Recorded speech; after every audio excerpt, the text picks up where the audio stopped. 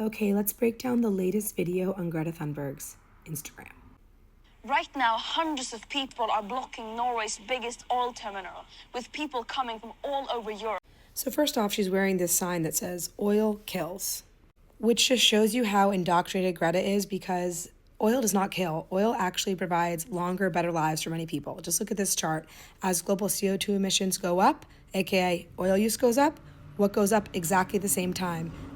Life expectancy, our world population, and our GDP per capita. That's because oil, aka oil and gas, fossil fuels, coal, they allow for the modern societies that we have today that lead to longer, better lives full of more abundance and choice. Just look at what happened in China and India when they introduced oil and gas.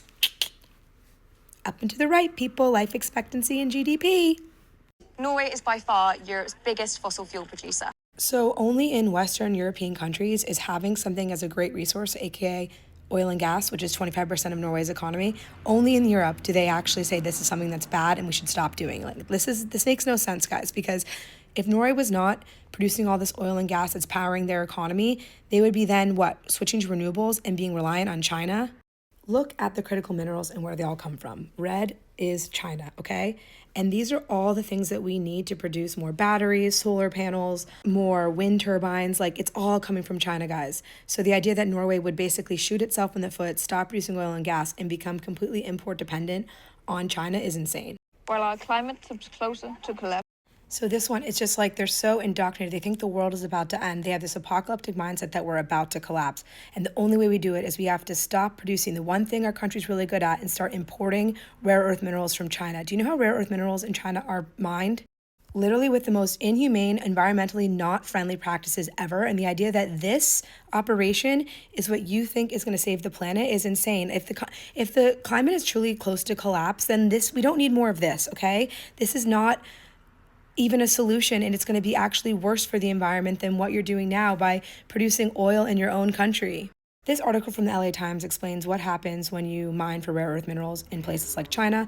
You get poisoned water and soil, abnormal diseases like cancer villages that are created, and this is what the environmentalists want. They want to stop their country, Norway, which is probably doing some of the most environmentally friendly oil and gas drilling in the world, and they want to shut that down and become dependent on China for imports.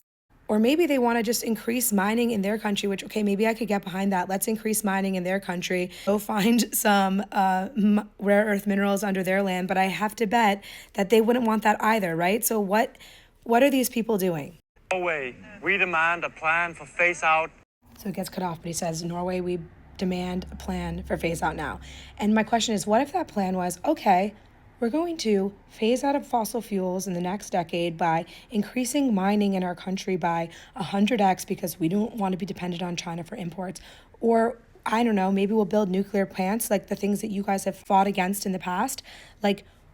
If Norway were to do this and give you a phase out plan, would you guys even like the solutions that they would present? Because there's going to be environmental impacts no matter what. There's always a cost benefit analysis.